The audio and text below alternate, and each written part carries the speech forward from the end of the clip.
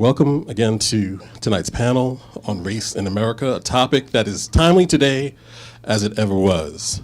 From the nation's inception, race has been and continues to be used as a major designation to determine one's place in the American society.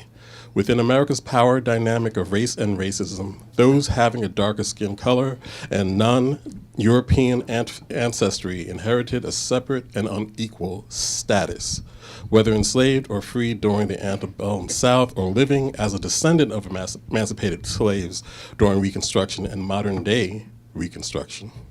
This separate and unequal status disenfranchises citizens from liberty, subjecting them to a lack of protection from injustices such as job and housing discrimination, gerrymandering and voter suppression, rape, lynching, and police brutality, to name a few. Thankfully, across generations, there have always been those who fight against the status quo of racism by analyzing its manifestations and oppressive mechanisms while also fighting to establish new paradigms for effecting and institutionalizing freedom. Tonight's panel is comprised of veterans of the war against racism. Thank you so much for your service.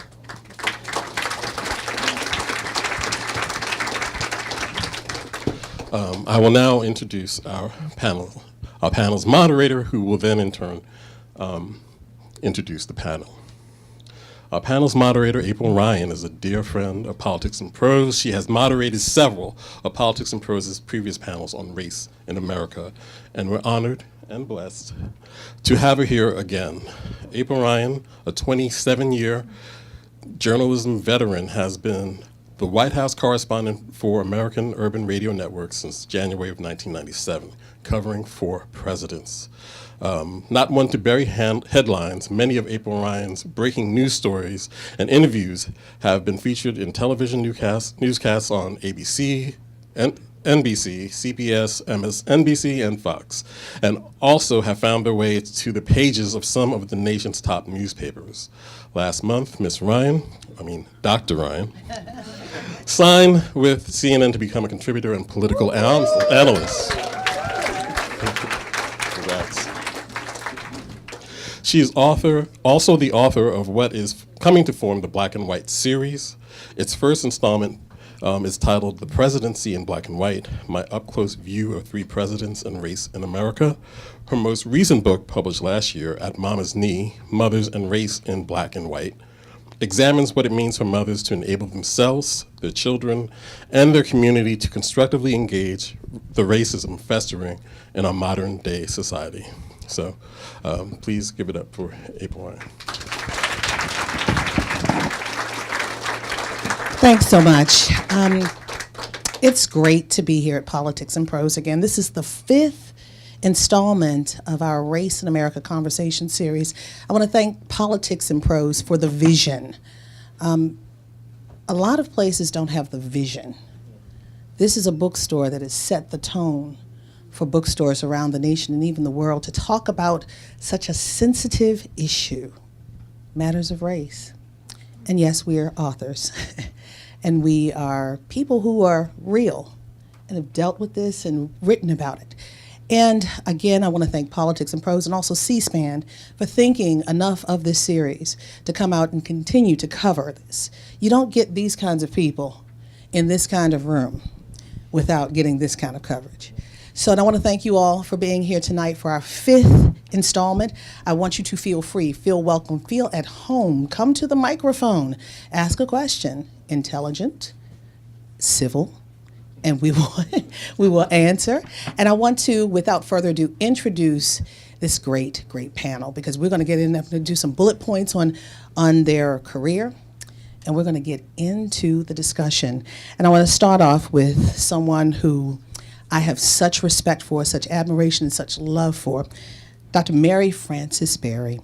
She's the former head of the Civil Rights Commission, U.S. Civil Rights Commission. She's also, she's got a list of things she's done. She's been jailed for fighting against apartheid in South Africa. The list goes on.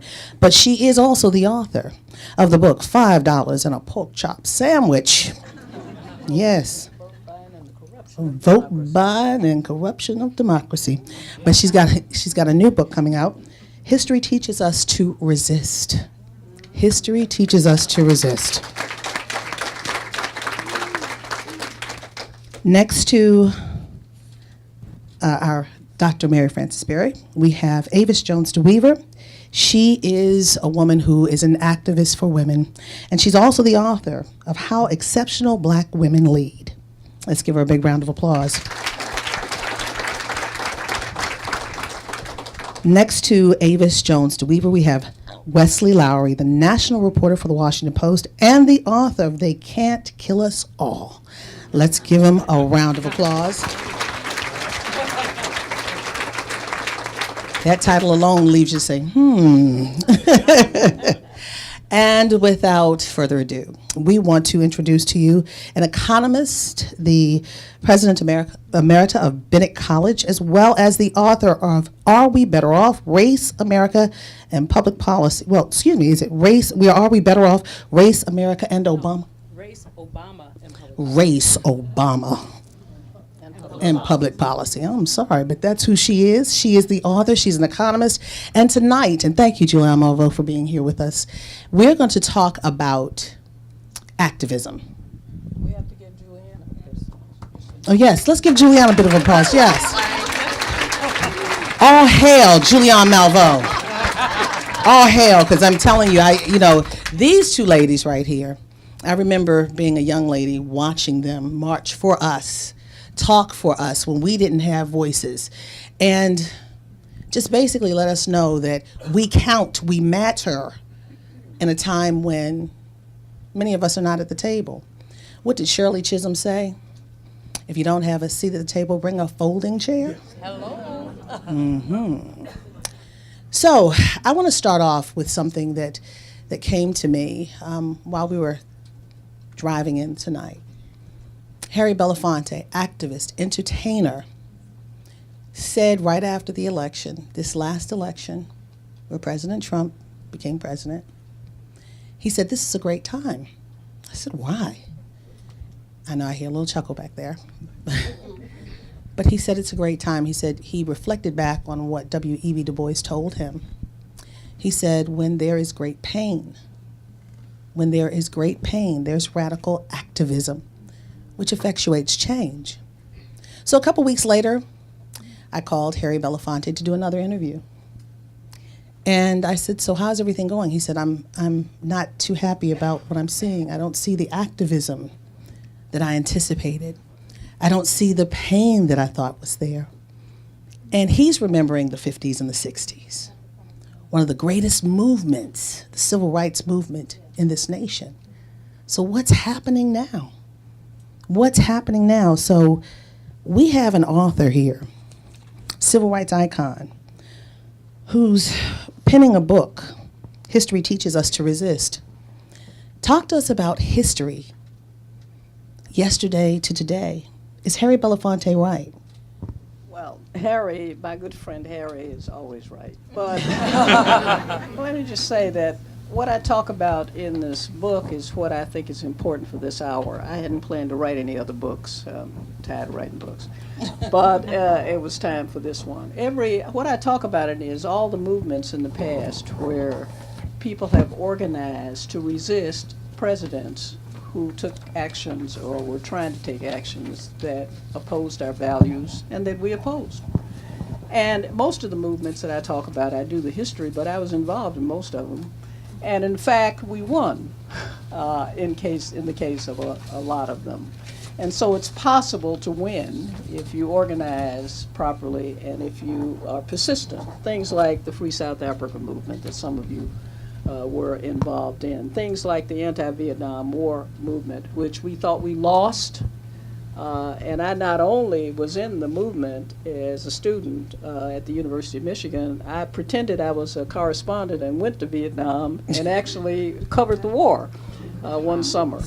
But we thought we had lost, but we found out later that Richard Nixon stopped the peace process that was about to go underway. So the point is, and then there are movements during the time of the presidents since then. Sometimes friendly presidents you have to oppose. If they start doing stuff you don't like, look at the Indians and Obama in South Dakota. We all love Obama, but he had to be pressured to get him to do something about the treaty, and now look what Trump has done with it, and pressure has to be brought. So the point is that there have been movements of people who are willing to not just march, because marching is important, and not just to come to rallies, but to put their bodies on the line in civil disobedience and in other ways in order to get things to change. I don't think we're at that point now in this movement. People are, I think the marches are great, and every time there is a rally or a march, I say, terrific, keep up the spirits. I go to some of the town halls to watch and listen to people. But we need more than we have had, and it's not been, as Harry puts it, as radical as one might thought, and the issues are what counts, not just, I hate Trump. I mean, okay, let's hate Trump. But what I hate is getting rid of the Office of Federal Contract Compliance, underfunding the civil rights organizations, not having the budgets for the agencies in environmental justice and in the Justice Department and all around the government, and what is happening. All of these things that affect people who are poor, what's happening on health care. You know, we just go down the list. Make the policies the center of the movement. Yes. The need to not just, you know, can you get together because we don't like Trump? I don't know if I answered your question. You answered it.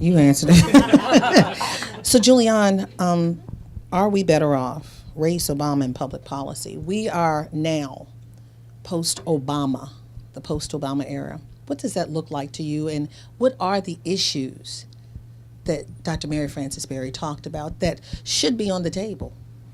Well, first of all, April, thank you for bringing us together. I don't know anybody that I admire more than Mary Frances Berry.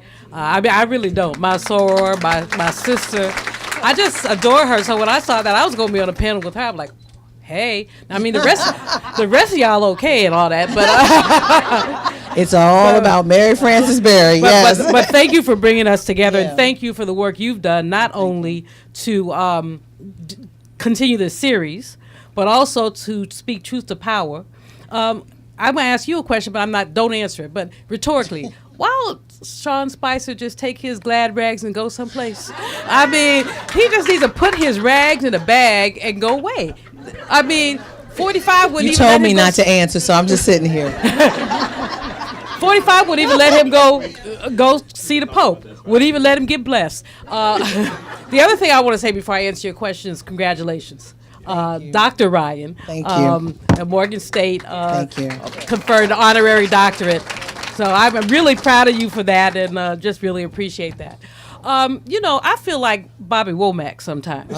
You know, if you think you lonely now, wait until tonight, girl. That's how. I mean,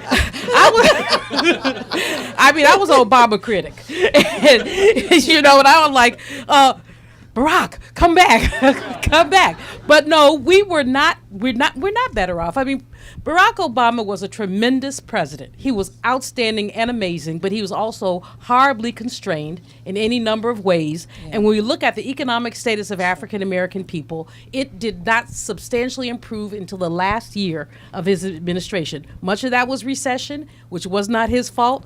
It was set up, quite frankly, with the economic failure of 2007-8 by Shrub. But in any case, I mean, who Shrub? Well, you have a bush and then you have a shrub, like a baby. That makes perfect sense. Okay, all right, doctor, let's move on. Right, I'm gonna act right because my staff tells me that I should stop being funny and I should act really academic. So I think I will not. But in any case,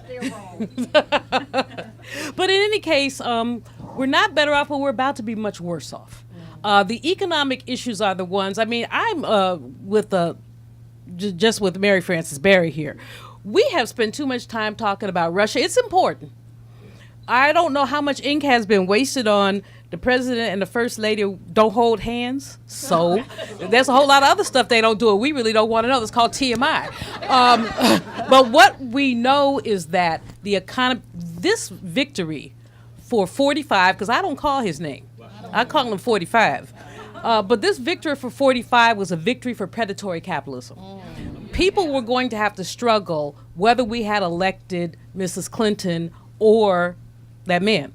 But what we have is a different kind of struggle. Is it trickle down economics? Is that what you're talking about? It's worse than that. No, predatory capitalism is about extracting every penny of surplus value from people. So, April, you have very simple reg that the Department of Labor requires people who are advising you on your pensions to follow certain rules. Now, that man says, nah, that's all right. They don't have to follow certain rules. So people get ripped off. Now, pensions, most Americans don't get pensions anymore anyway. So you're setting people up to get ripped off. President Obama passed an executive order that said if you had a federal contract, you must be paid $10.10 an hour, which is higher than the federal minimum wage. That man is reconsidering that. There was an overtime piece of legislation that was talking about redefining how you got paid overtime. Right now, you get overtime. I mean, if you make more than $24,000 a year, you're considered you're considered executive employee. So you make 30 grand, you're an executive employee. So that means you can't get overtime, unless it's in an overtime job. President Obama put together a regulation that said they were going to raise that number so that you could get overtime, until you earned $45,000. That man basically is saying, no, we don't want that. Acosta, who's the labor secretary, says, well, maybe we should raise it a little bit, but not that much, maybe $30,000. So can you imagine an administrative assistant who makes $32,000 a year being considered an executive employee and therefore not being paid overtime? So I really would like us, as Mary has said, we can talk about how odious that man is as long as we want to. And that's fine. He is odious. I used to call him the orange orangutan until they told me to stop. So I'll do that anymore. But in any case, you just got to let her go. But in any case, as odious as he is, that's not the issue. The issue is the way our economy is structuring. And I'm going to say one more thing because I know I talk too much. It's an occupational hazard. We have a capitalist system that's flawed anyway, but you have two kinds of capitalism. You have predatory capitalism and you have, quote, compassionate capitalism. Now, compassionate capitalism really ain't all that. That's what we're going to get with Hillary. But imagine a wolf. Capitalism is the wolf. Government is the dentist. The question is, what does the dentist do when you get the wolf in the chair?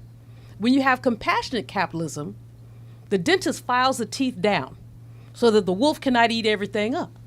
And in filing the teeth down, you do things like provide health care, even though insurance companies are still making a lot of money. You do things like provide food stamps, even though what you really ought to do is raise the minimum wage. You talk about a minimum wage increase. The dentist, when you get predatory capitalism, sharpens those teeth to make life for people at the bottom even more challenging. And so if you think about that metaphor and then you look at all the regs that are being changed, and let's not forget about what's being done with education. Let's not forget the way our HBCUs have been pimped out.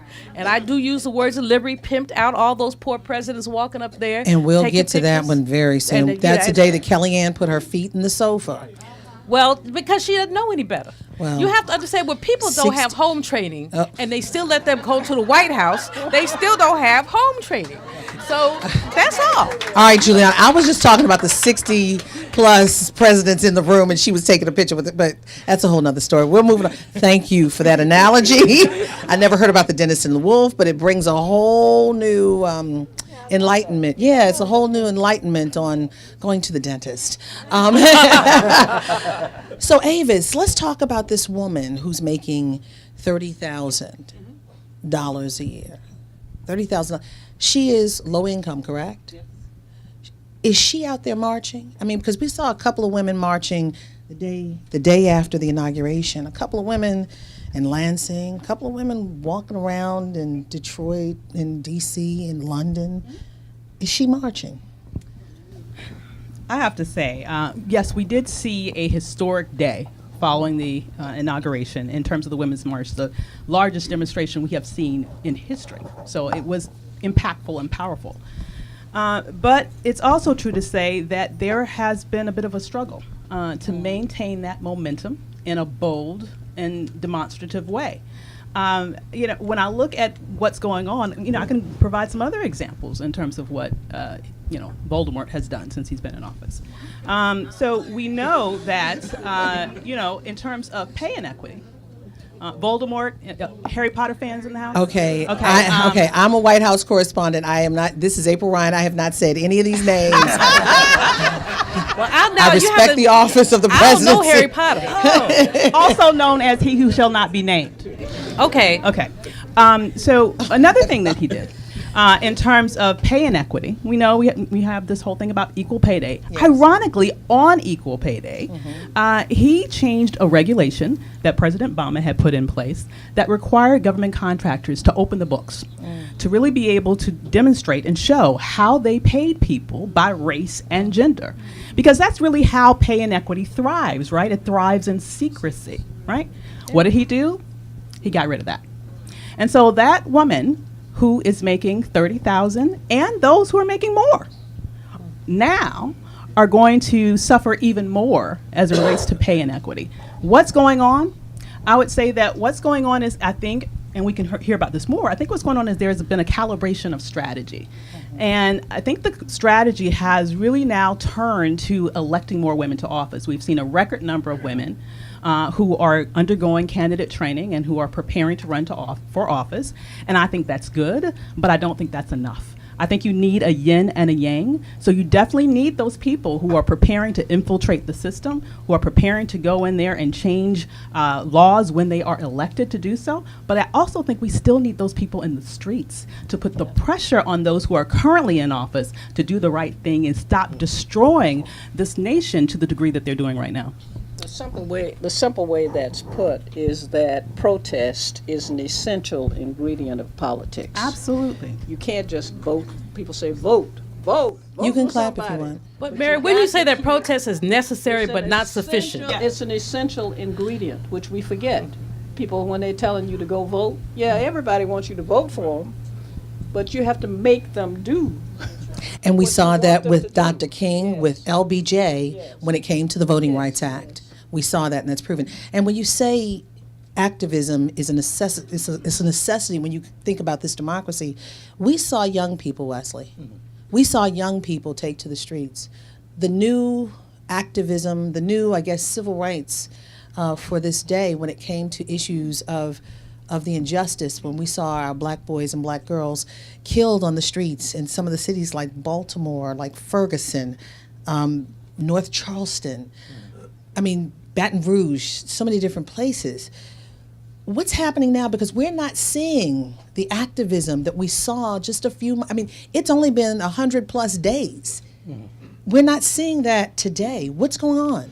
Of course. So I think there are a few elements to this. I think first is, let's not get it twisted in any way. It's not that the police have stopped killing people, right? It is not as if these were problems that were solved, and so therefore we're not seeing it, right? So my colleagues and I at the Washington Post keep a database in real time of people who were killed by the police because the government fails to track that data accurately. And I believe, if I remember correctly, earlier today we recorded our 399th person shot and killed by the police in 2017.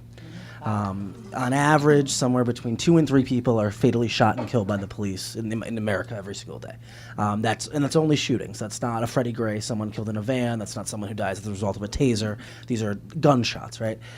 So I say that to say it is not as if these factors that had mobilized people previously no longer exist. And so what happens? I get this from people who email me, who call me very often. What's going on? They felt like there was this moment that had stretched almost 2 years, and even further back when you think about it, so many of these young activists who were mobilized after the death of Trayvon Martin and Jordan Davis in 2012, which was coupled with the premiere of the movie Fruitvale Station, showing the death of Oscar Grant in 2009, was 2012, 2013. You have George Zimmerman is acquitted in that death. Michael Dunn, who kills Jordan Davis, initially gets a mistrial, eventually is convicted, and then 2014 you have the deaths of Eric Gardner and John Crawford and Michael Brown and Tamir Rice. And we saw thousands of people, tens of thousands of people in the streets across the country. We had this moment where this was all we could focus on. Now, I think a few things have happened. The first is that there is still activism going on. There was activism going on, in fact, before those moments. There were people in communities, activists and organizations who had for decades, for generations, been working on these issues. And sometimes we hadn't been paid enough attention to the work they were doing. But it's unquestionably clear that the attention we were all collectively paying dissipated, and it had started to do that even prior to the election. In 2015, or last year in 2016, there hadn't been a name that had gone viral for the first half of the year. There hadn't been a hashtag. There hadn't been a shooting story. I remember actually working with colleagues preparing a piece about how, where'd it go? Where'd Black Lives Matter go? Why does no one care about this anymore? And then as we were going through the fact-checking of that story, I saw this name, Alton Sterling, start trending online.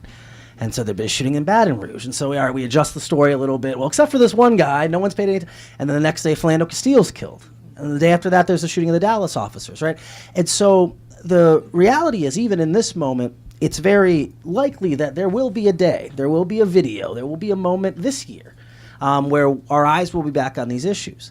That said, I think, and then I'll shut up, a lot of the activists, I think, and organizations, people, and I don't speak for them, but I interview them and talk to them very often, as is true across any number of issues in the center left of the political spectrum, were unprepared for the reality that they woke up into the morning after the election. I think many people in a lot of spaces, especially on the left, were expecting to be pressuring a Democratic president into doing more of what they consider to be the right thing. They may not have loved Hillary Clinton, but they believed that they were dealing with someone who at least wanted to be seen as their ally and who they could kind of keep pushing.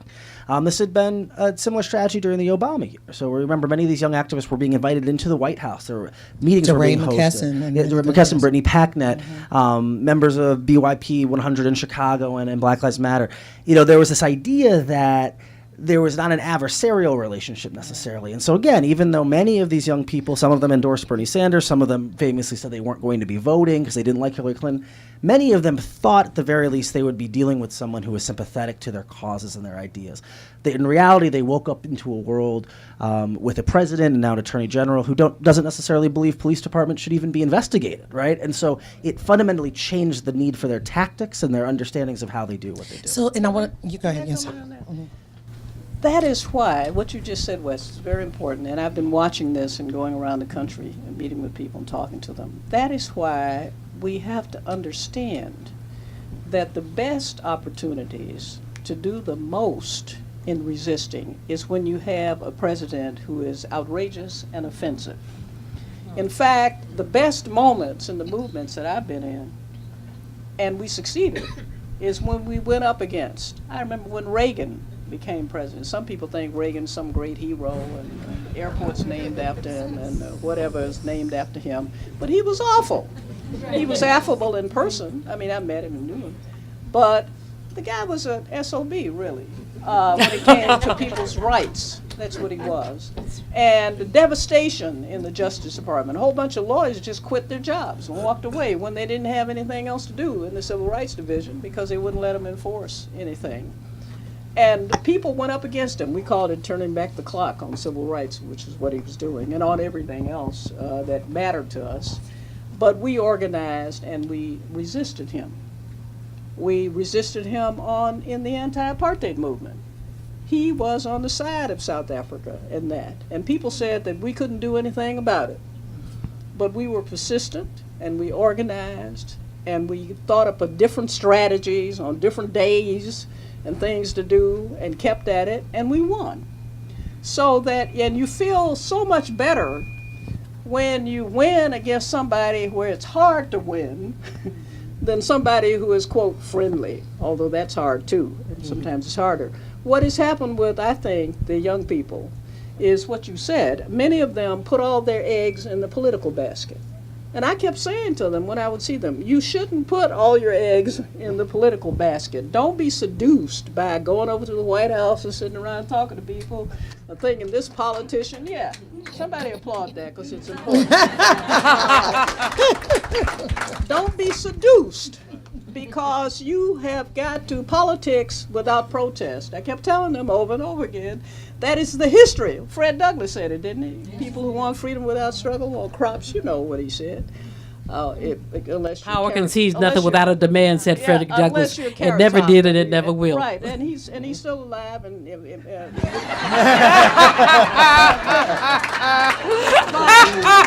I am done. but what is needed is, and every movement that I've been involved in, though, yeah, it's funny, has had has had a crisis where people think, well, we can't do anything anymore. And if you think about it, all of those people who killed the people, you named some of them, they got acquitted, or they didn't get charged or whatever, which is terribly frustrating. And I kept telling the people way back then that they're not going to get convicted unless you keep the pressure up. Don't go away and say, now the Justice Department, somebody's going to do something. The fact is that it requires insistent, persistent, and a lot of time sitting around strategizing about different things you can do, because the media will follow you if you do something and it's different. That's true. If you were a monk and you burned yourself in Vietnam, like during the war, the first monk burned, everybody said, oh my God, there's a monk burning himself. And the whole nation was fixated at the 5 o'clock news or 6 o'clock. After the 10th monk burned himself, people said, oh hell, another monk burned himself. So you have to get, it's in a movement, and they also need new people to come in, and they will, young people who are on the campuses now doing other stuff. They're going home for the summer, but they'll be back in the fall. And so once we get over this paroxysm of we hate Trump, let's, whatever, and all of that, Russia and whatever else, other country, then in fact, I'm more concerned about North Korea than I am about Russia. But anyway, then I think the movement needs new energy. It needs some of the young people, like some of you out there, to get involved with these understandings and strategize and keep it going, because as you point out, the killings are going to continue. It's not like they're going to stop. Racism isn't going away. Sorry. You know what? One of the things that's really important, when you think about the Free South Africa movement and what the African National Congress said they want to do, is they want to make South Africa ungovernable. And that was and that's why those of us and people came at it very differently. I mean, the work that I did was around divestment. Other folks were basically protesting being arrested, but there was a proposition in San Francisco, 1984, Proposition J, named after me, where we divested city pension funds from companies doing business with South Africa, which was very impactful. And but the thing about it is, so you want to make it economically ungovernable, politically ungovernable, ungovernable in any number of ways. And so I think the issue of imagination is so many people have folded up their tents and like, we don't have any power because they have the House and the Senate and the White House and the court. But somehow there are ways, for example, to make this thing ungovernable. And you saw the folks flood the Texas legislature, and you saw some individual that was editing. Some individuals say he was going to call the INS on the protesters, and you saw 2 legislators actually go to fisticuffs over that. So again, thinking about ways to basically make this thing ungovernable. And one of the things it seems to me that has to happen is that, and I'm speaking to my young folks, because I don't care if Ann Coulter speaks somewhere. We're not afraid of that little scarecrow. So, but the amount of energy that we are putting into, if we censor them, they can censor us. That's not the approach we want to take. I want our young people to be just very, very, very cognizant. Debater.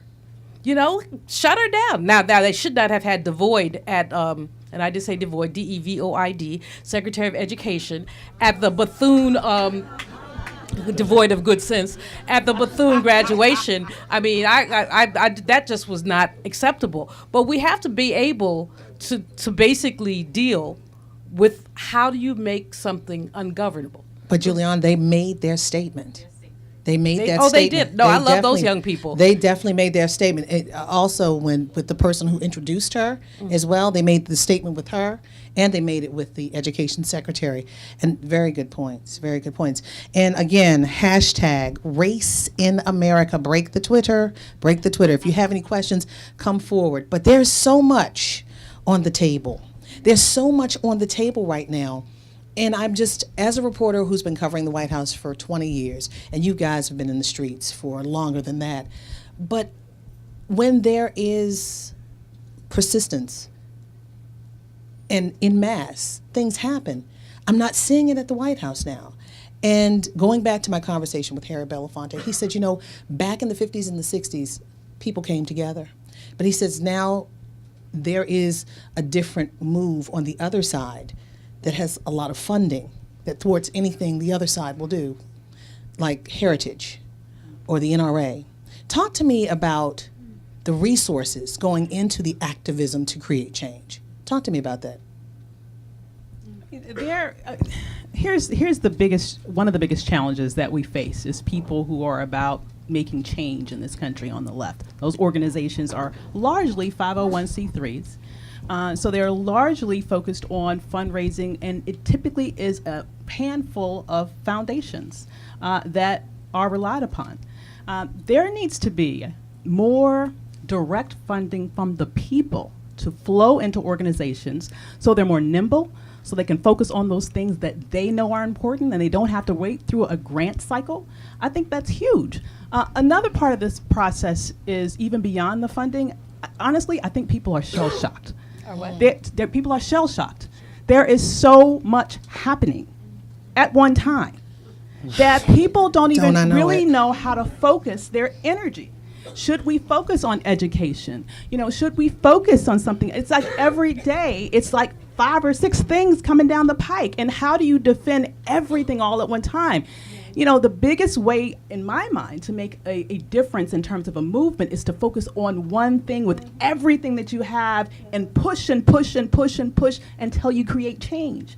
But when you're pushing against an octopus of destruction that we're facing right now, where so many different things are being threatened in so many different ways, how can you really mount a movement that is targeted and structured and powerful in a way that's going to be able to sort of knock those things down in domino form? That's very difficult. Whatever resources that we have right at this moment would be spread so thin that it would be difficult to be impactful. But if people stay in their lane, we have so many organizations that do so many things. We have health organizations that they should stay in their lane and do the health stuff.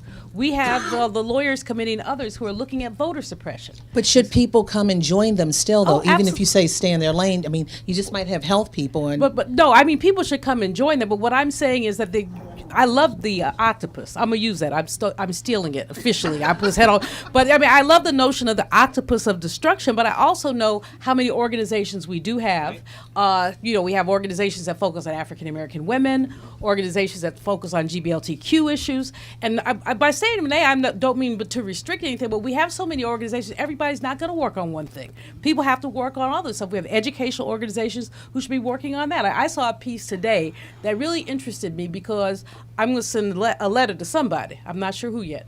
But we're looking at the endowments of the top universities in our nation. They get all kind of tax breaks. MIT, Harvard, is about 10 of them. One of them had, if you added all the HBCUs, we have 1% of one of those endowments. But they're getting great major tax benefits. So the issue is, how can those tax benefits be spread? Why should these universities, which maintains race and class differences, how should these universities get this? That's an issue for some of the folks who are interested in educational equity to work on. So, I think we have to continue our work in the organizations that are, we have the Economic Policy Institute, on whose board I serve, a progressive economic organization. Let folks do the work that they're best able to do, and everybody don't try to do everything, because it really is going to require literally a massive resistance that's not just going to be, let's all come together, kumbaya. No, we need those doctors. That the American Medical Association and the American Nurses Association and all these organizations came out against that thing they called Trump Care. Oh, well, I wouldn't even call it that. I would call it making America sick again. But in any event, all these organizations who tended not to be especially political decided that they were going to oppose this. That's massive. Now, if they continue, that's even more important. So it seems like how do you eat an elephant? In bite-sized pieces, and that's what we're gonna. All right, Julianne. All right. Julianne is is correct. That's one way to do it. But there's another way to do it, which we've done, which is pick an issue and mobilize around that issue and get people to mobilize. And we found that if you win on that issue, it helps them. They'll respond to you on the others because they see you can win. Success. I remember when we did the Bork fight. Some of you may remember there was this judge named Bork. And we beat them on that. And when we beat them on it by mobilizing the grassroots and everybody and big media, everything, and we were trying to get something called the Civil Rights Restoration Act passed. The Supreme Court had handed down 4 bad decisions on gender and race and everything else. And we had this law we were trying to get passed to remedy it, and we couldn't get it passed. But when we beat Bork, the White House set up and paid notice, and people in Congress said if they can mobilize all those people around that, they can mobilize all these people around this. Maybe we ought to take a second look. So one way to do it is to think about focusing in on one issue and just tearing it down. And the other is, as you said, for people who, whatever lane they're in, to stay in their lane. But there are these 2 ways to do it. The squeaky wheel gets the oil, a Hillary supporter. I see your Hillary pen. Thank you to each of you who have come. We're enjoying very much what you're saying. Would you comment on the underlying reason that some of these policies are being fostered in each of these departments where these structures and administrative procedures are being decimated? Because, I mean, we can see that it's happening and it being reported in the paper, but would you comment on the underlying policy and reason this is occurring? It's to free up capitalism. Julianne puts it in economic language. Julianne puts it in economic language in terms, sort of economics language in terms, leavened with comedy, which is a relief. But in fact, it is about freeing up capitalism from regulatory constraints so that the more profits can be made. I mean, that's the bottom line, whether it's on the environment and what they're doing, the EPA, whether it is rules in the Labor Department, or whether it's getting rid of the Office of Federal Contract Compliance, whatever it is, when you see it, the stuff that they're doing with the language of the healthcare, the overall goal is to deregulate and to make sure that the people who are the capitalists maximize their profits. That's all it's about, is maximizing profits, because capitalism does what? It requires inequality. You learned that in Econ 101. The only question is who's going to be at the bottom and who's going to be at the top. So getting rid of all this stuff is clearing the land for capitalism to thrive even more than before. But Well, racism, I mean, racism in the United States is basically inextricably intertwined with capitalism. I mean, that's the nature of the basis. Quite frankly, racism is the way that this country has justified its expansion, its economic expansion. It's the way that we basically justified our financial system. It's remember, enslaved people were the collateral for bonds, which was the basis of the development of our banking system. So, but capitalism requires you to be able to basically pick out folk who could easily be exploited. So if you think back on history, enslaved people and indentured people, there was no difference in the early 17th century. And then they saw, oh, well, we can just discriminate against these black folks. So white folks who came, the English, the Irish, those who came as indentured, they were able to work their way into freedom after 7 years, or in some cases 14 years. And early on, black Africans were able to do so as well. But I forget the year in Virginia. I know Mary Frances knows, I don't know, but it's a year. It's in a book somewhere. 1626. So thank you. 16. I knew she say knew. it again, 1626? 1626, when basically you could not, African people could not work their way out. So the entirety of the South was built on black backs.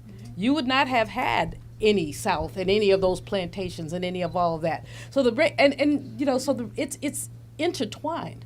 So you must have this form of capitalism, not other forms. This form of capitalism requires racism. But I don't think that what people are thinking of now, and you did a really great job as an economist to talk about profit, is really about profit maximization. It's about unfettered profit maximization. So that, you know, that man in the debates, he talked about all this regulation, how bad it was. Regulation has been good. By and large, we have seen the benefits of regulation. Do we want filthy water? We need a Food and Drug Administration, and they're not even perfect. I mean, they have one reg that says you can have about 1/8 of a roach in a box of cereal. No, seriously. No, it is true. Maybe it's 1/16 of a roach, but whatever it is, it's a roach. Or some kind of bug from the field. Okay, let's just say bug from the field, a field bug. But so, you know, but this has been about just basically empowering capitalists. These people don't want regulation because regulation forces them to be responsible. It forces them to report.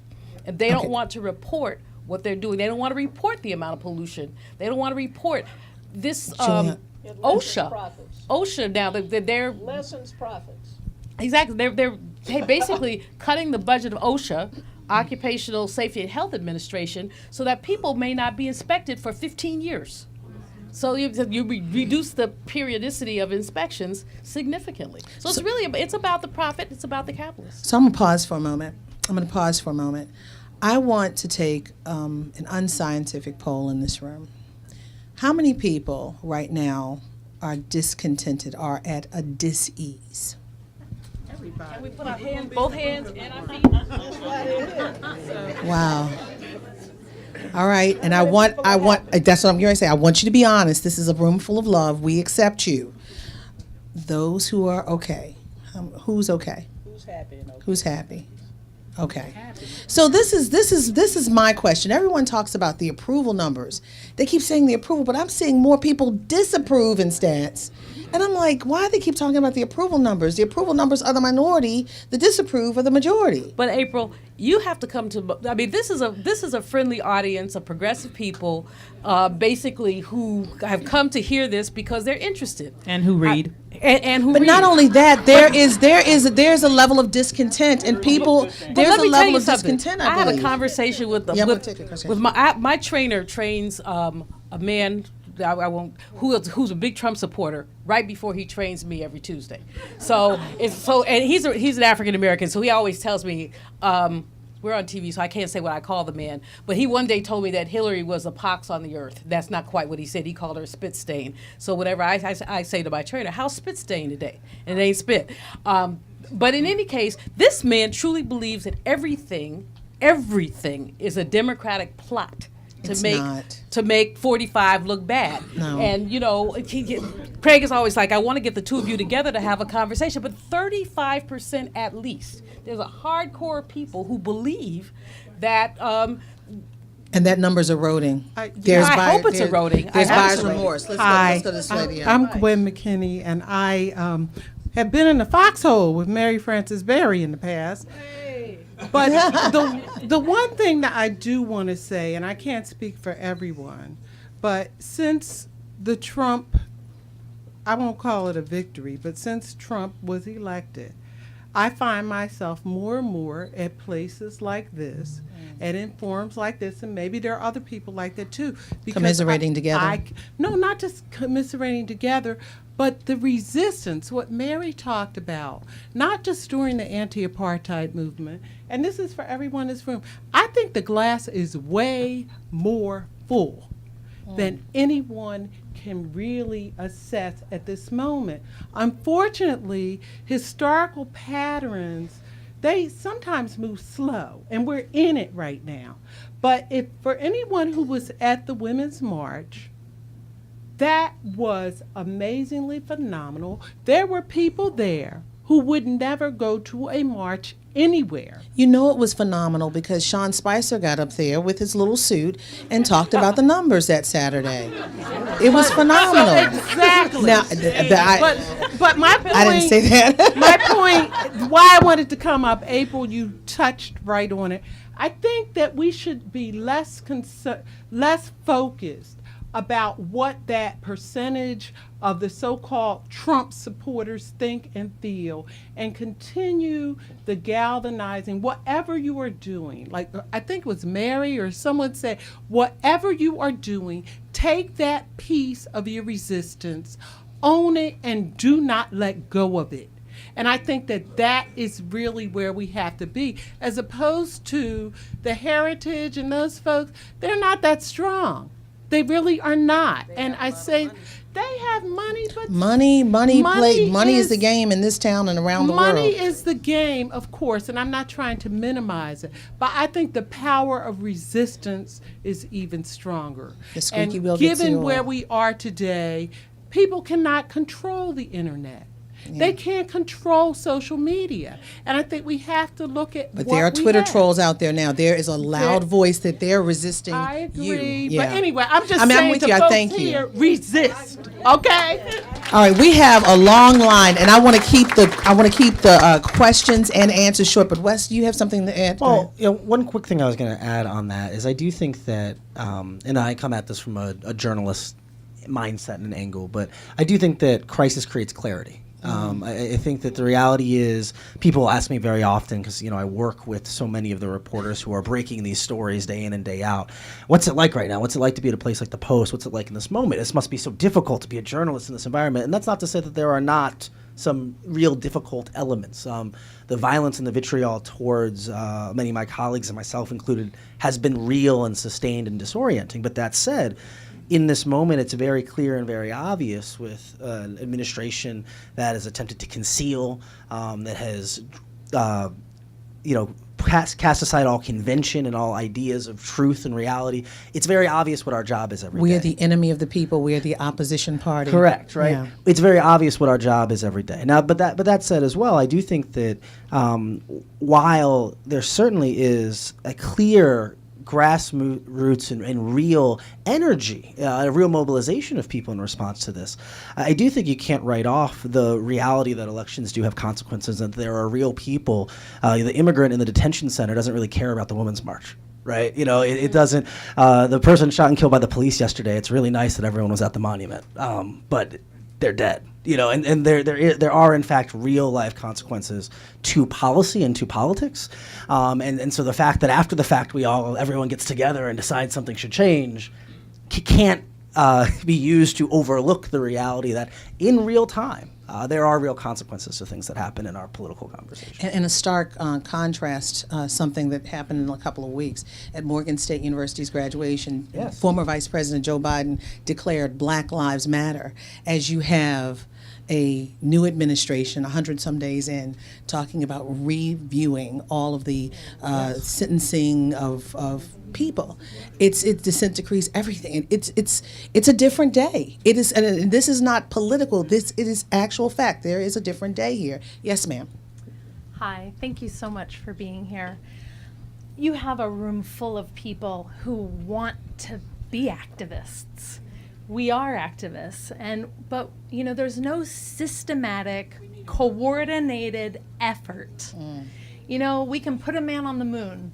We can do the Hollywood shows. We can do all these things, but why have we never brought together a think tank of the leading experts across America to address education, to address the criminal justice system, to address, community? What can we do? We're all here because we want to do something. First of all, there is a blueprint, the most successful blueprint ever, the Civil Rights Movement blueprint. That's it, but you have to link up. I mean, you've got 2 people right here, 3 people right here, who, women, civil rights economy. This is the beginning for you, if that's what you're talking about. Absolutely, but what I'm saying is there needs to be a systematic, coordinated effort on a national level that we, the everyday people, can then feed into. And we've got the resources, but no one's ever done it. But if you look at the Women's March as an example, and it's not the best example because there were lots of issues, but if you look at the Women's March, some lady was she in Alaska? Just threw it out there, Hawaii, some lady just threw it out there. She wasn't an activist. She was somebody who said, we've got to do something. So she threw it out there, and it got energy of its own. Now, my challenges with the Women's March had to do with race and, essentially with race issues and class issues and others. But I think it was I was there. It was a tremendous moment. And the challenge with these marches are necessary, but they're not sufficient. The marches then have to link somehow with public policy, and that's been my challenge with some of the young'uns in Black Lives Matter. Although I like the fact that they put together a policy paper, which now begins to talk about policy. But so everyone always hankers for this big national movement. And you forget that when Dr. King, the Montgomery bus boycott was not this humongous national movement. It was a few people who were so outraged by what had happened that they came together. And they stayed out. They've stayed off those buses for more than a year. And Julianne, even deeper than that, when Dr. King started with the civil rights movement, and you correct me if I'm wrong, I understand it was only like 4% of black churches that were with him. Yeah. Only 4% of black churches. So it grew. Sometimes you got to start small and grow. And the National Baptist Convention kicked him out, and so they started a new one. But if you start a movement, and you can start one yourself, you and 5 of your friends, or 3 of them, or whatever. Absolutely. And you can go to whatever organization you belong to, which says it's in the business of doing policy on any of these issues that you care about, and coordinate a strategy with them, and go and send out messages over the internet the way we do in social media.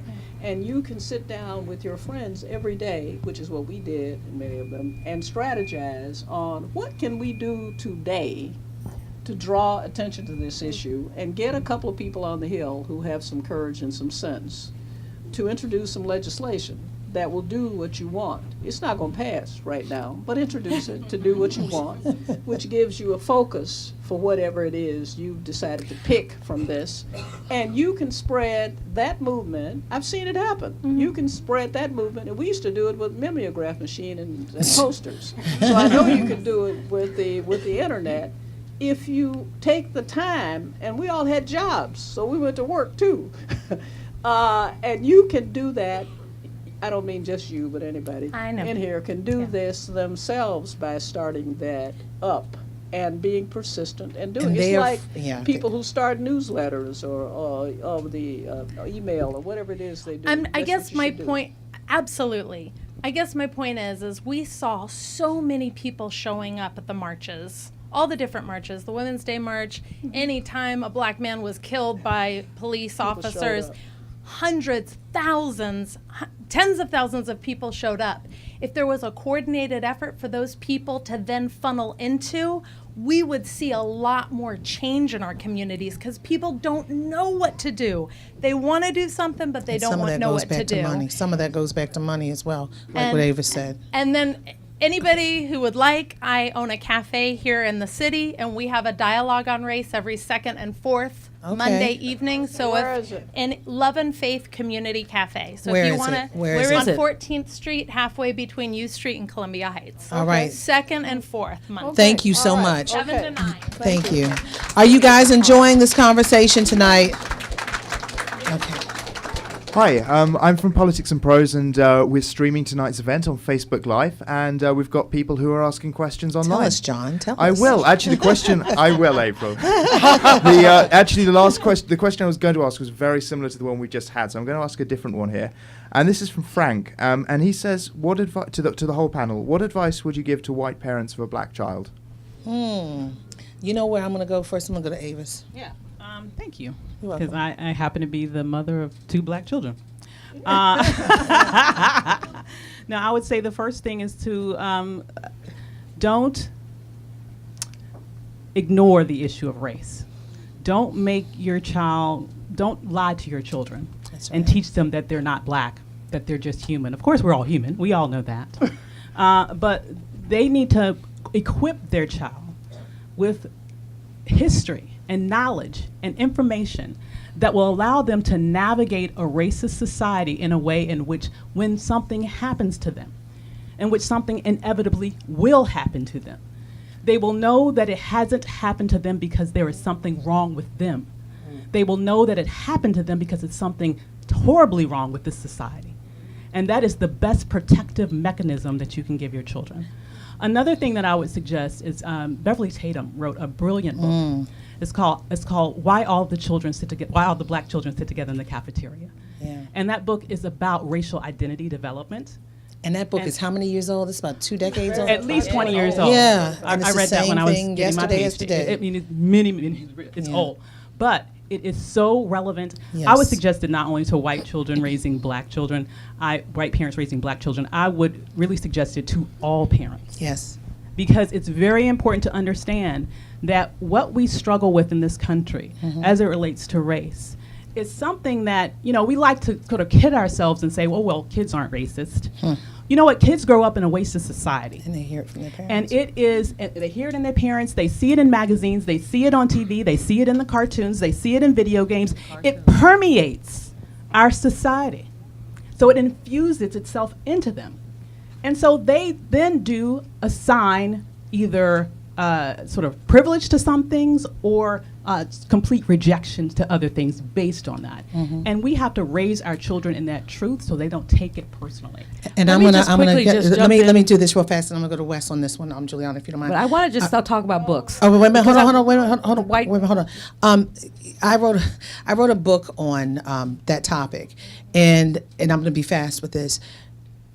Life, reality happened. I have 2 little girls, 14 and a 9-year-old. We are in Baltimore, and their school was affected. And I would be remiss questioning presidents of the United States about matters of race and not talk to my children in my own home. So I had to tell them about what was happening in life, but also I told them there is hope. Reality made me tell my sugar and spice that everything was not nice.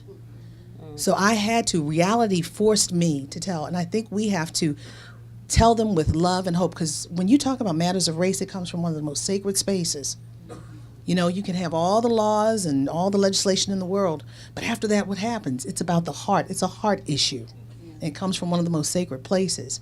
So I think that all parents have a responsibility to influence their children, whether it's whoever I don't care what color you are. I do believe we have to do that. And Wesley, tell me about some of the parents that you had to deal with writing your book. Of course. Well, I am not the parent of any children, much less black children or white children. But from your research, yes, my extensive research into parenting. No, the reality is, part of the work I've done has been about telling the stories of the people who are at the center of these kind of touch points in our history, sitting in the living room of Walter Scott's family as they're watching the video of Walter Scott being killed. They're watching World News Tonight be anchored from their front lawn, and they're in the living room on the television, right? And again, I think that's important. I think sometimes we have these conversations in these kind of removed theoretical philosophical ways, and the reality is, and this is perhaps the reality that a white parent may not understand about for a black child, is that race is not theoretical for black and brown Americans. This is not a theory to be debated. It's not a philosophical clashing, but rather it's an ever-present reality, and that it has the potential and probability of impacting almost every interaction, or at least casting a shadow of question over whether or not it has somehow impacted every question, right?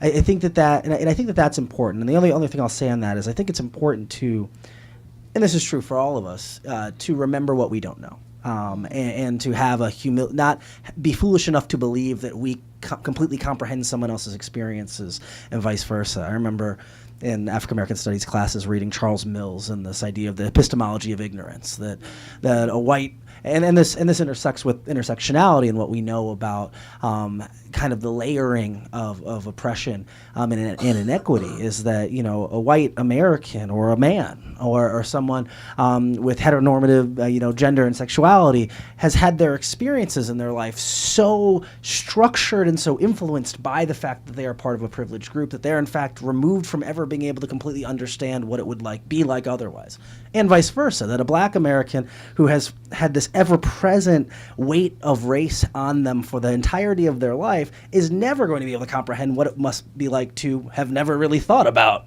what your skin color looked like or how that interacted. And so I think that in this moment where we can all, you ask me a question I don't know, I can look it up on Wikipedia on my phone and say something smart. In this moment where we feel as if we know everything about everything or can quickly figure it out, sometimes we have to remember that there are things and experiences that we don't quite get, and we should shut up and listen while other people talk about I'm disappointed that you look up things on Wikipedia because most of the time what's on there is false. But anyway, but anyway, all I wanted to say was please, to the parent of the white child, don't let your child read things that end up telling them how hopeless everything is. No matter how well written it is, how beautifully written it is, if they don't give you some direction at the end about things you might try to do or how you might overcome, but just to say, well, child, I've now given you the word. That's it. Sorry.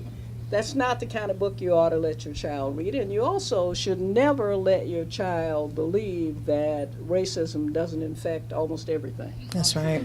Because your child will be not armed to go. I don't mean that they should go around punching everybody, but with a chip on their shoulder, but at least be prepared, whether you're buying a house where somebody tells you that the house is worth more than you can pay when they just told somebody else it was worth less than that. That happened to me recently. Other things, even in this day and age, so that they are prepared to be sneaky, like send a white person to try to buy the house. And so these are the things that you should make. Arm the child. Arm the child with let me just- understanding and knowledge. Very quickly, I'm glad you said talked about reading, because there's so many culturally sensitive materials that are available for parents. And so the first thing I would say to this white parent is to make sure that there are books about African Americans and other people of color, that there are dolls that reflect that there is history, and that you talk about the history. And you are going to have to, as a white parent, educate yourself. And many white parents that I've dealt with in the context of years ago, I worked very hard to oppose the ability of white parents to adopt black children with the National Association of Black Social Workers and others, because there are some challenges in terms of cultural appropriation. But what I would say is if a white person truly wants to adopt a black child, they need to be prepared to do cultural immersion. They need to be prepared to learn, and they need to be prepared to then seek out. I mean, if you're bougie and white, put your child in Jack and Jill. I mean, you may not want to do it, but I mean, but in some African American organization, if you, Mary Frances Berry says people don't know what Jack and Jill is. Okay, folks. So if you don't know what Jack and Jill is, it's a bougie black organization that that basically has kids hang out together. So kids from different black kids hanging out Horseback together. riding, tennis, the arts, yeah. But there are Cotillions. but there are other kind of organizations. But you seek out other black kids, especially if you're living in the suburb somewhere where you're not around a bunch of other black kids. Take your child to church, to a black church where folks get to hollering and running up and down the aisles, just so they can have an opportunity to experience that. Doesn't mean you have to do that, and don't necessarily take them to church where they lay hands. I went to one of those churches. Okay, that I ran Julianne, out. we got come on, Julianne. All right, we got another question. Yes, yes. Julianne, you want to get in trouble with these pastors? Go, yes. Yes, sir. Okay, yes, I have many questions. So I understand what you say, I don't understand at the same time. You speak such lofty words that it's interesting, you know, but I think you missed the point. So let me tell you what I'm thinking about. You know Donald? Do you know him? Not what you think. Another Donald. He lived in Baltimore. He was a nothing. And I took him, this Donald. William Donald Schaefer? No, he's my student. No. It's A. Donald, who lived in Baltimore. He came from bad places. He told me people around him always like to hang around. This is his accent, not my accent. They hang around. I took this Donald. I told him, Donald, you want to do research? He said, yes. You know what Donald is today? He's a professor at a very important university, Donald. He has a beautiful family, he has a beautiful house. So like you want to produce many such Donalds. So how do you do that in Southeast DC, for example? The teachers don't have to run away. There are 200 teachers resign, yeah? Just do this. This is the important thing. Not all these lofty words. How do you do that? Lots of people are doing it, sir, and thank you for the question. I think that part of it, though, is that each one, as you did with your Donald, is each one take one. There are organizations in Southeast D.C. One, as an example, is the Southeast Tennis and Learning Center that former First Lady Cora Berry has founded, where kids are having amazing opportunities. But part of also the challenge is that this city has made a decision. I remember when the tennis center was founded because I helped with one of the proposals. When we went through and looked at the numbers, there was one recreation center for every 2,700 kids in Southeast DC, but one recreation center for every 900 kids in Ward 3. So when somebody made a decision that some area was going to get resources and some area was not going to get resources. So while the individual touch is profoundly important, what's also important is for us to make decisions about who gets resources and who gets access. That's why the question that I raised earlier about these endowments at these high flying institutions is important, because many more of these young people are going to want to have the opportunity to go to an HBCU, and many of our HBCUs are not prepared to give the kind of financial aid that we need to give to our young people. But I don't think it's so, I mean, we're talking theory, but we are also talking practice. Avis mentors. April, everybody here is putting their hands on people, and we're putting our hands on people because we believe in transformation, but even as we believe in transformation individually, we believe that public policy makes a difference too. But we can advise people. We can advise people, sir. Your question is a very good one, because while we're working on public policy, and everybody in this room wants to do something to resist and so on, and we should, if people were to take, who are not doing it, were to take one child to mentor, or one child to go help in the community or do something, it would help at that level. It doesn't mean it's going to change all the world, but it's an important point, and I think that everyone should try to do that in their own personal life, not just for the person they're helping, but for themselves. Sir, thank you so much. Thank you so much. Yes, sir. Time is moving. This has been a very informative conversation. I'm trying to get as many people in as we can. Yes, sir. First, I want to say I'm very honored to be able to hear all of your stories tonight. It's really inspirational for me to see that just the groundwork that you guys have laid, the work that you guys have done as a young person who cares a lot about social justice. I want to say, though, that another thing I see is an all-black panel, whereas I'm a white kid who's cisgender, fairly affluent, straight, who's never had to worry about where his next meal is going to come from, and who's received the benefits of what U.S. News calls a world-class education. The moral values that my mother gave me as a kid have really been just thrown into shock as I realized that the systems that are in place that have really helped me and my family succeed have been what you called a octopus of destruction, which I kind of think of as a hydra of destruction, because when you cut off one head, 10 more just pop up. So I'm wondering that instead of feeling guilty, if you could give me some ways that I can leverage, if you can give me some ways that I can leverage my privilege into being a more productive activist, that would be. Yes. Thank you for being here. I watched you back there taking notes. That's the first piece. Being here, speaking, telling your truth, and writing, and wanting to learn. Now go. And I agree with that. And also, know that wherever you want to go and stand hand in hand and side by side other people who are in the streets, who are organizing, who are mentoring, who are helping in whatever way they can in their communities, you will be accepted. Don't feel like you have to sort of wait on the outside. Yeah. Where you see that there is help and you see people in there doing the work, join in. You'll be welcomed. And use your privilege to leverage against injustice. So an interesting, very brief story. One of my staff people went to a Kinko's, and the person behind the counter actually went around her to serve a young white woman. But the young white woman said no, she was next. I mean, she just stood there. She said, no, she was next. You can't serve me next. She stood up for just being in order, being in line. Look at those guys in Portland. I'm not suggesting that you get yourself killed, but I'm just saying that they chose to stand up to injustice. So you can do it in ways often that some other folks can't. When you looked at the, not the Occupy, but the the protests against the World Bank, a lot of people noticed that you didn't see a lot of students of color in those protests. And you know why? Somebody was not going to bail them out of jail necessarily. They could not afford to miss a semester of school necessarily. You can. I'm not suggesting that you put your whole self on the line. Well, yeah, maybe I am. But I'm suggesting that you think about ways that your privilege can become an asset to the movement. Thank you. Thank you so much. Next question.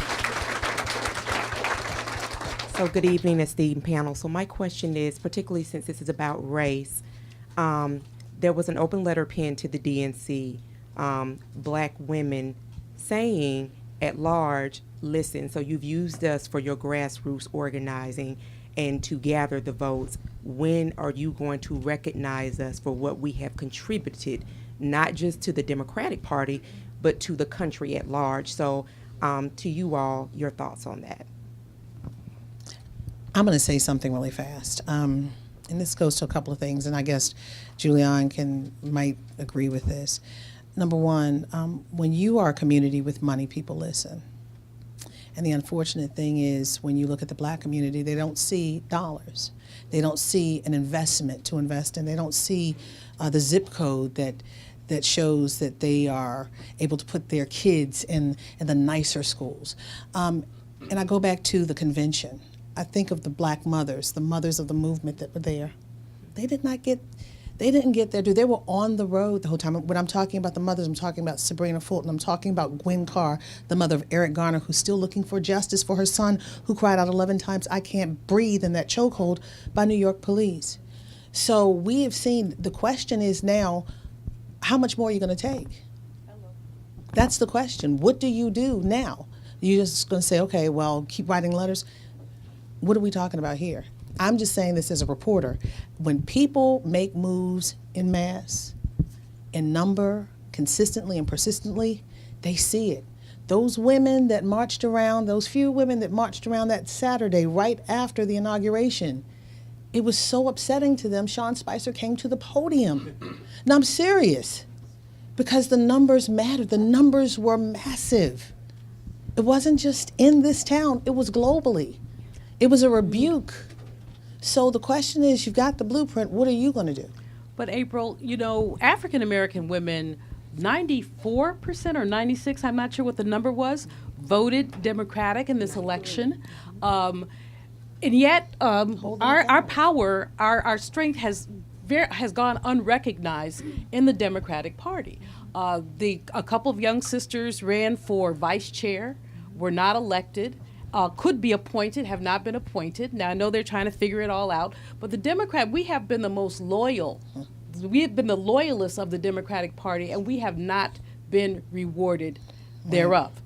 And none of us are prepared, or few of us are prepared, to sit out an election. And maybe that's what it takes. But few of us are prepared to say, I'm not going to vote in this election because I'm tired of being taken advantage of. But we can go back. When the National Political Congress of Black Women, now the National Congress of Black Women, was founded in 1984 in San Francisco, when Reverend Jackson ran for president, the tension between black and white women was such that organization was founded.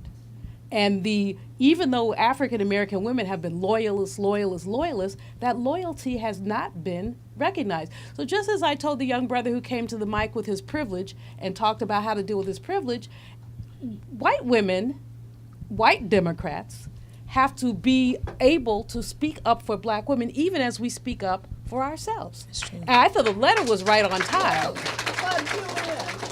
But Julianne, that maybe they should, but they don't most of the time. And in fact, it's all right for us to say that women should. I've been in all these situations where they won't speak up for black women. They think only of white women or some other color now, because other people, black is not in vogue. So that there's a problem. And so I think that you're correct. Democratic Party, let's just be blunt about it, takes black people for granted. Absolutely. They have done it for a long time, and we don't have to not vote. It's too painful to talk about, well, we're not going to vote after all those people who died and this and that and the other. Vote for some third party candidate. I wrote in one of my friends' names. Oh my God. Who was a good guy. And I figured, hell, he deserved one vote. And I knew Hillary wasn't getting all those votes she got, so I didn't need to vote for her.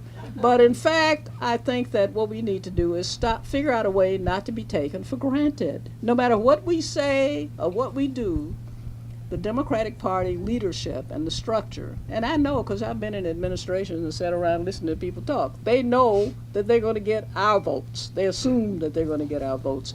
And when people take you for granted, you know, they're not going to do anything for you, and that's a problem. I just want to say I was one of the people involved with that letter. And that needs to be the beginning of a longer strategy. Here's the reality. Not only have we been the most loyal demographic to the Democratic Party for decades, we're also the #1 voters in America for the past several elections. So we vote. So we've also ran some amazing black women, but those same black women don't get support from traditional party structures. So we invest in an organization that does not invest in us. And I think that it's time to think about redirecting dollars to support us and tell the Democrat, and at the same time continue to put them on blast in numerous ways, because they like to talk a good game, right? But when it comes to what actually happens, it's like crickets. Look at the contracting that the DNC does. Look at who they spend their money on. Look at who they hire to do polls, to do consulting. It's not us, but they can't win an election without us. So if nothing else, divest from the Democratic Party, find several ways to embarrass them at every opportunity, the letter being just one. I mean, there could be protest in front of the DNC. Yeah, why not? Exactly. I'll come. That needs to, exactly. She said she'll come. Mary Francisberry says she'll come. That should be the beginning, and it shouldn't end until we see some But real Avis, change in the but Democratic Avis, Party. thank you so much. But I'm gonna ask you this, and I'm gonna say this too. A couple of months before the election, the RNC was trying to get the black vote. They had Wes, you remember this? They had black journalists coming into the RNC talking about, oh, you know, Donald Trump is speaking this now, but he's gonna have to use our data so he can win. Guess what? So why just hold one party accountable? Yeah, that's true. I'm not suggesting that you just hold one party accountable. But that's Not the at one all. we voted for. That's why. I understand, but why not? But I mean, Gave our money to. I understand, but I think if you're in a democracy, I think all sides need to. Absolutely. Yeah, have no it. permanent friends, no permanent Equity, enemies, equity. permanent interests. Thank you so much. I'm a white Democratic woman, and I have spoke up for Well, good for you. for minorities Thank and you. other men and women, and will again, and I'm sure there are a lot of us. But what I wanted to point out for that question about a unified movement, I just read recently that some of Bernie Sanders' supporters have formed an organization called Our Revolution, and to work for economic and political change. So people might want to check into that. And I'm sure it's not, even though it might come from largely Democratic roots, I don't think it's strictly aligned with the Democratic Party. So I'd also want to recommend, on an optimistic note, Refinery Town, how Richmond, California, the fourth largest city in California, which has a minority population, majority minority population, through community action, labor groups, et cetera, made substantial changes in their city. So Steve Early, Refinery Town. And Thank in you addition to the books. that all Thank of you have for sharing. written, of Yes, our course. books are for sale, and yes, here at Politics. But thank you for that so much. Yes, ma'am. And you are the last question. Yes, ma'am. Come. You mentioned the word predatory capitalism, and it's intrigued me. And my question is, if you peel away the onion, what is the root cause or the root causes of predatory capitalism? My opinion, I could be wrong, I want to know if I'm wrong, or if perhaps I'm on the right track, is number one, predatory capitalism is driven by the fact that we don't have campaign finance reform. Citizens United has expanded and enabled and given life to predatory capitalism. So we can put regulations in place, but really the root cause is the amount of money. If we look at other first world countries and compare those countries to how we operate as a so-called democracy, we have unfettered access to money in our so-called democracy. I believe that's the root cause, and also the fact that the right have co-opted the narrative and have equated democracy with capitalism. And so our constituency, our citizenship we no longer understand our civic duties, and we actually believe that democracy equals predatory capitalism. So I'd like to hear your take on that. Okay, well, thanks for the question. We have become more predatory even prior to Citizens United.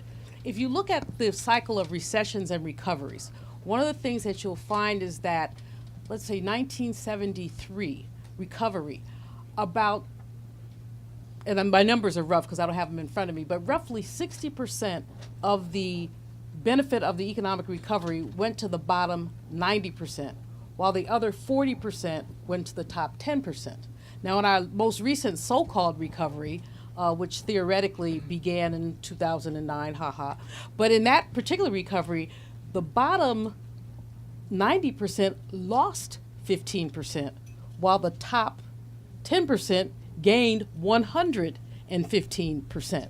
So we basically, from the 70s on, have seen basically, again, Citizens United a factor, but not the factor. We have basically seen a narrative that's been driven by the ability to throw wedges between people. So you have these working class white people, as if there are no working class black people, by the way, but you have these working class white people who believe that all these black people have all this stuff that the government is providing. Now, you understand that if welfare or food stamps were black programs, these programs would not exist.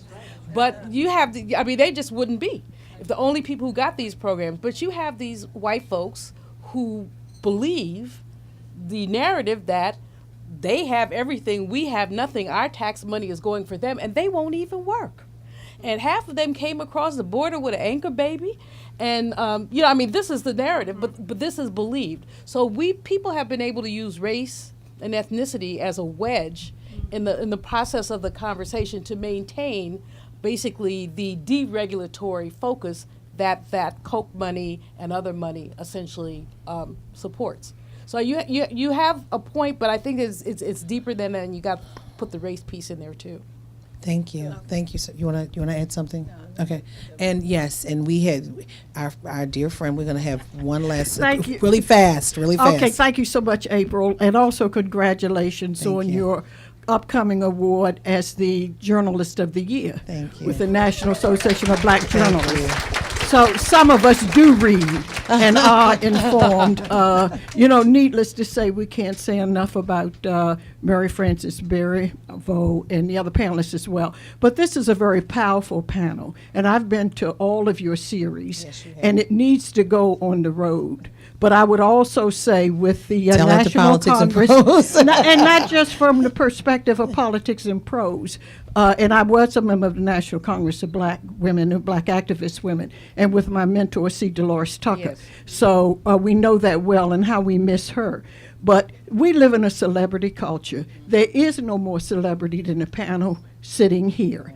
And it seems to me, whether by video, with music, with other people that you will bring along, and with the Harry Belafonte, who also has been here, by the way, with his book. I adore him. Yes, but you have to re-educate the young people. This is who they are. This is who was in the struggle. I can still visualize film and stuff on Ivanhoe Donaldson and other people being trained in the movement and how to deal with those knocks and things coming upside your head and how to protect the women and training them how to hold their bodies so that they could not be injured in the mid area. There was a time when a panel like this, there would have been a list for people to sign up and for somebody to be able to take it and to do something with it. And several of us are advocating for more. And just as I challenge you to get 45 to the National Museum of African American History and Culture, He went and there. he did go that week. And you he know, stayed for 5 minutes. Yeah. No, I think it was like 2 hours. I think it was 2 hours. Yeah, but we challenge. But you need a whole day to go we to the whole challenge her to place. do They that. need to lock him in that museum. Yeah. Oh, absolutely. No, it's not enough. But I think you hear a lot of people That was here Julianne saying Malveaux. That wasn't me. more is needed. So where do you go from here to do more? Well, you know, I think With the activist spirit in mind, you got it right I here. think the more I think yeah, the cafe, her cafe. I saw some people That's go over one. there. But That's one. you are the celebrities. You are the people But let me who say are in the this: struggle. you've got Mary Frances Berry at the cafe. Let me say this. As someone, now I'm taking my journalistic hat off. I am a black woman in America. She said, no kidding. I'm a black woman in America, born up in Baltimore. And I understand the plight of Baltimore, but I also understand all socioeconomic levels. And I think the best way for me as a journalist, as an objective journalist, but understanding who I am and having the relationships with these amazing people is to bring them to you. These are my friends. And I bring them to you because they have something important to say. Yes, they do. And I think once you hear from them, you take it out into your community and talk. Have tea with your friends, you know, or have a girls group together. Have a book club with each one of the books, and you spread it out. Those are just a few things that you can do. This is not just a moment. Oh, I agree. We've done Politics and Prose has been so forward thinking. This is the 5th, and I'm sure we're going to do more. You make a difference. You make a difference. Believe, I mean, when I say it starts with you, I've seen it from the crazy lofty perch from which I work every day. You make more of a difference than you know. So being here discussing the knowledge and the understanding that each one has, it is to impart to you to go out into your community and do with it what you must. So I think for me as a journalist, I've done my job. Well, we understand your point, but I would follow Malveaux and Berry anywhere. All right. And there are thousands and thousands of other women who would do it likewise, and men. So I'm just saying. You just saying, all right? Just saying. One real quick thing, April. I know that we're winding down. I want to lift up the name of Second Lieutenant Richard Collins III, the man who was killed. By a University of Maryland student. The reason I lift it up is because I think it's important to note that we have had very little national conversation about this. Speaker Ryan talked about what happened in Manchester, and I'm certainly not equating the two. And right But away, there she is some- Facebooked. She went on social media. Julianne went on social media talking about this case. Because I'm livid. Yeah. I mean, this first of all, the FBI is investigating a hate crime. Investigating. When you look at where this boy has come from and the alt-right things that he's on, and the fact that he and his friends are tweeting and saying things about if you mess with a crab, you get a stab. I mean, just kind of really, it's really frightening. But it's amazing that that man, who we now know can actually read a teleprompter, could not on Memorial Day say anything about this young man who had agreed to he had a commission in the Army.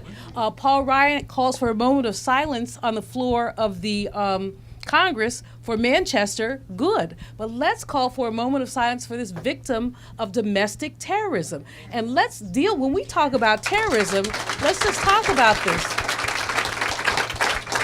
I mean, I cried, and I don't cry that often. The last time I cried was when I walked by Emmett Till's casket in the museum.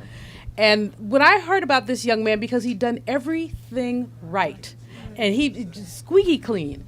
You know, I've got nephews who are 30 and 33. 4 days from graduation. And I pray for them every day. But this is what black mothers and fathers go through when their children leave the house. This is why young people are being taught to be humble.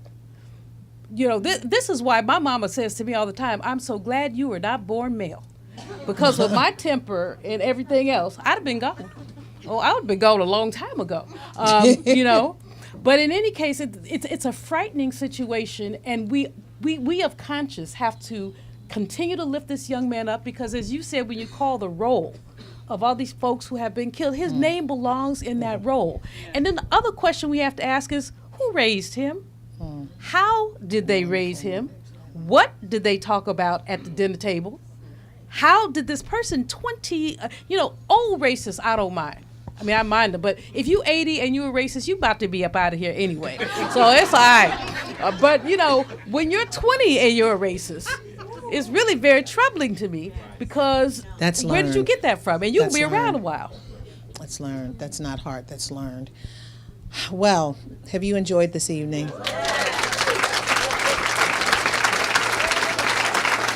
Even as you leave or buying our books, I want you to hashtag Race in America. And we're going to have concluding statements. And I'm going to start off with our activist friend, Dr. Mary Frances Berry. Well,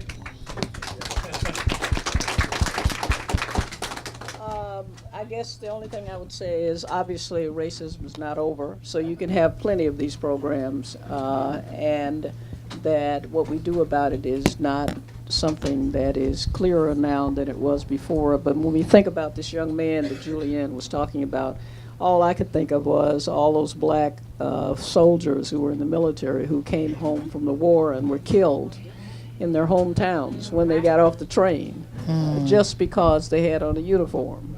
And that had happened in World War I, it happened in World War II, and it's something that we confront and face every day. And racism, and talking about it, is in vogue in this room, but it may not be in vogue anywhere else. It certainly isn't in vogue in the White House. But it is something that will keep us busy working, and that's what we should do. Dr. Avis Jones-DeWeever. Agreed. And I have to say that I think one thing that we need to be real about at this moment is that there is a rise in hate groups and hate violence. It is. Hate-based violence throughout this nation. And that is what's particularly disturbing is, as you mentioned, there is this reluctance to call it what it is, terrorism, and to really prosecute it at the level that it should be prosecuted. I am the mother of 2 sons, and I hope I'm doing the right thing, but obviously we all have the talk. But I also make sure that my sons have martial arts training, because I want them to be able to protect themselves. Yeah. Wesley Lowery, thank you for joining us. He's a newbie on the panel. Yeah, thank you guys for having me. I've been sitting here trying to listen and not talk that much. But the one thing I would say, I think, in closing is it's important. We've talked multiple times about the importance of knowledge and of reading. And so this would be my plug as one of the media members up here, that in moments like this, our press and our media is very important. I think many of us over time have kind of gotten out of the habit of paying for our journalism, as well as to giving that engaged feedback to our journalism. And I think in moments like this, where there is so much attention very often on what's happening at the White House, that can come at the expense of attention happening at what's happening in our state houses and our city halls and in our neighborhoods, right?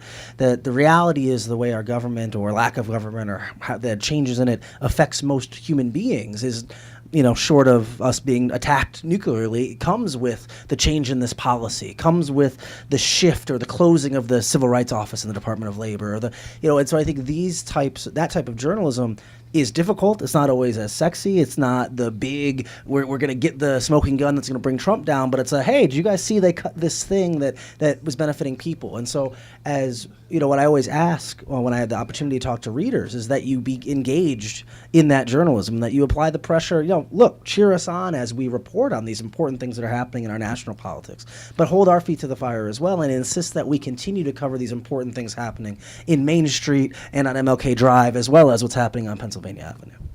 Thank you. Julianne, Malveaux.